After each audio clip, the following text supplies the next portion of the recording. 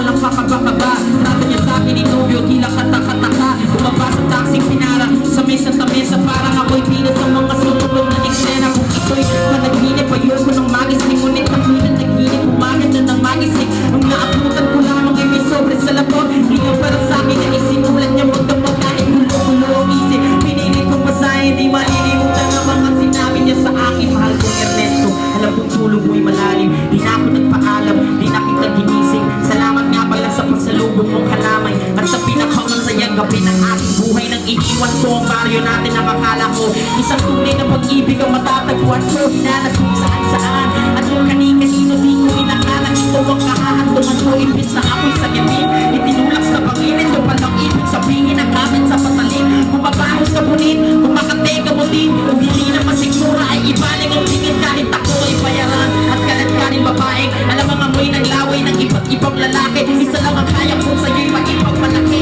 Ikaw lang ang pumutangin, binalikan ko sa labi. Gusto ko mang manatili sa iyong mga yakap. Ako nga'y natutuwa dahil ako'y iyong nahanap. Nalayat ang walis sa mga